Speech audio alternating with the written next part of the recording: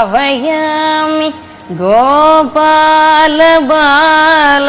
മനസേവിതം തത്പദം ചിന്തയേയം സദാ ഭാവയാമി ഗോപാലബാലം മനസേവിതം തത്പദം ചിന്തയേയം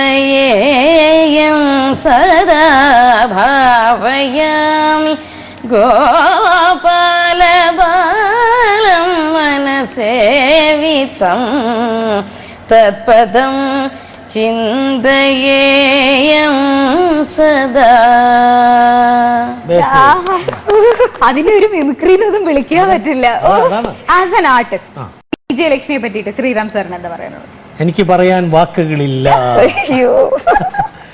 അല്ല, ഞാൻ വിജയലക്ഷ്മിയെ ഞാൻ പറയില്ല, ഞങ്ങള് പാടാൻ ചെല്ലുമ്പോൾ ഈ കാറ്റേ കാറ്റേ പാടാൻ ചെല്ലുന്ന സമയത്ത് വിജയലക്ഷ്മിയാണ് കൂടെ പാടുന്നതെന്ന് എനിക്കറിയില്ലായിരുന്നു.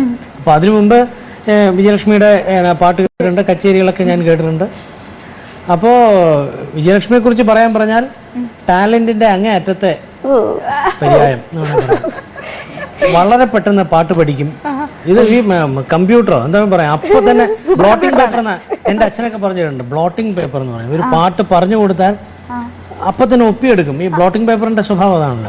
അത് ഇപ്പോഴത്തെ കാലത്ത് വിജയലക്ഷ്മിയാണ്. വിജയലക്ഷ്മി ഒരു പാട്ട്, പുതിയൊരു പാട്ട് പഠിക്കാൻ എത്ര സമയം എടുക്കും? എങ്ങനെയാ പഠിക്കുന്നത്? ഞാൻ പിന്നെ ഒരു കാര്യമുണ്ട്, എനിക്ക് ഒറ്റക്കിരുന്ന് അല്ലേ പഠിക്കാൻ പറ്റുള്ളൂ. വീട്ടിലൊരു മുറിയിൽ അടച്ച് ഒറ്റക്കിരുന്ന് 2 പ്രാവശ്യം റിവൈൻഡ് ചെയ്ത് കേട്ട് പഠിക്കും. അങ്ങനെ 5 മിനിറ്റ്. അപ്പൊ കാറ്റേ കാറ്റേ പറ്റിട്ട് നമ്മൾ ഇത്രയും നേരം ആദ്യം മുതൽ ഇപ്പൊ വരെ സംസാരിച്ചു, പക്ഷെ പാടിയില്ല. രണ്ടുപേരും കൂടെ ആരംഭിച്ചുള്ളൂ.